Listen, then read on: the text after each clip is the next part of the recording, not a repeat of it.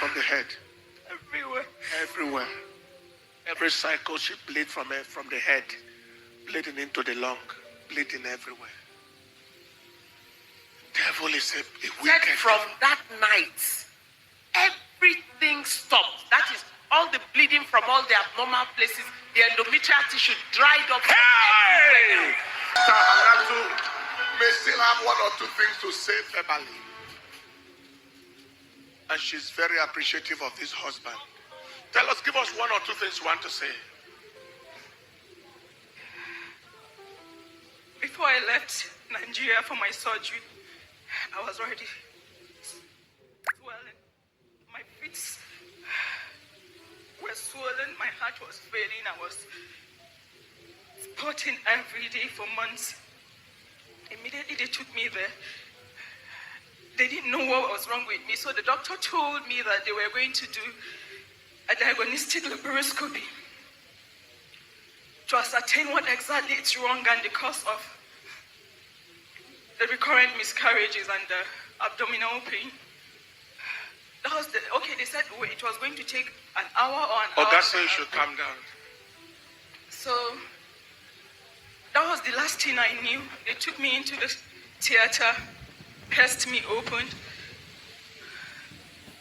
and they said everything in my body, my whole system was in a pouch and stuck to the walls. Jesus Christ. So they had Not to just call frozen in pelvis, more. frozen the They had other. to call in more specialists. That was the reason why it took them 16 hours. Each organ in my body was separated, and they used the surgical mesh so that it doesn't remain slip separate. back. I had fluid in the lungs that had to be taken out. And they said I kept giving them a scare. So they had to be taking me in and out of anesthesia. At the time I left, they brought me back and I was bleeding. I had 2 ruptured nerves on the right. And I had 2 collapsed endometriomas. The reason why I had fluid in my pouch of Douglas, that had to be drawn out. The hysteroscopy, my whole womb was red. She said it was as red as rose. I had uterine polyps. I had total septum. So they had to dissect that. Uterine septum. The uterine septum. Incredible. They had to dissect that. After that, 3 months later, they had to take me in again for another surgery. The same thing. I went to China. I was admitted, had other surgeries, had to go through radiotherapy and chemotherapy. And in China, they said it's not even endometriosis stage 4, but stage 5 and very aggressive.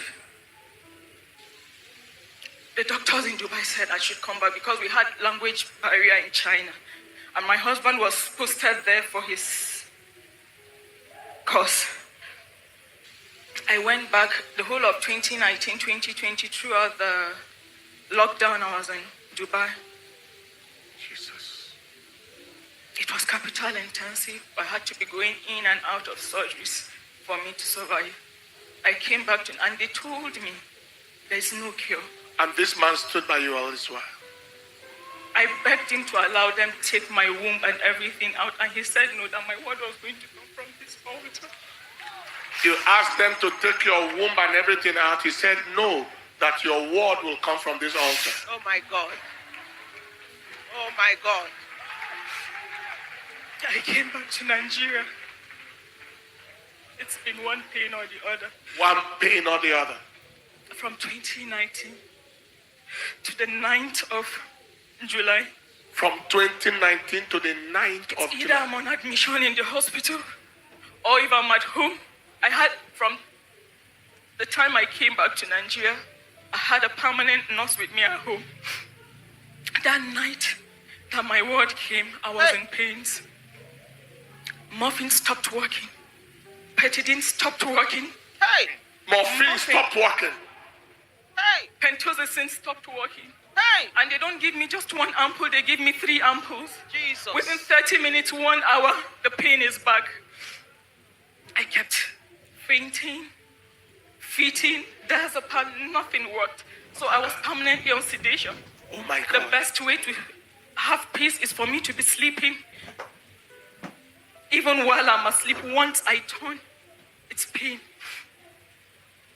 I kept enduring. On the 9th, when my word came, when the prayer was on, they were administering injection because I was on pain. I had infusion earlier. So I looked at the screen and said, God, aren't you tired of these pains? If you're not, I am tired. Take it away from me. During personal supplication, because I stopped asking God for anything. During personal supplication, I just go on my knees and thank Him.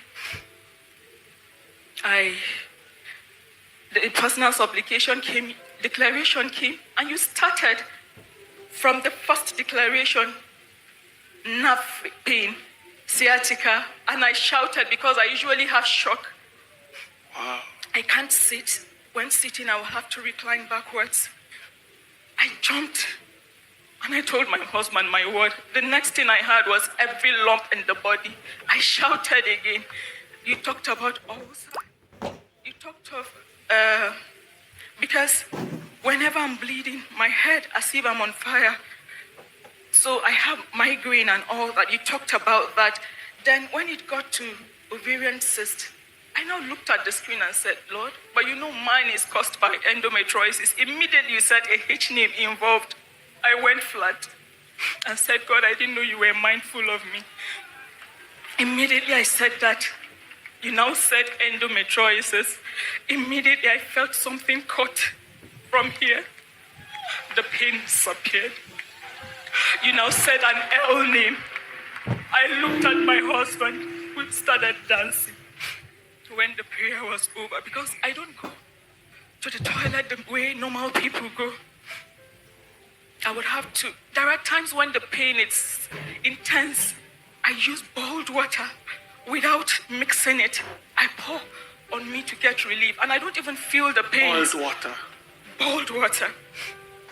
Then, for me to go to the toilet, now to poo, I would have to sit on a boiled steam to heat up my rectum to enable me have a bowel movement.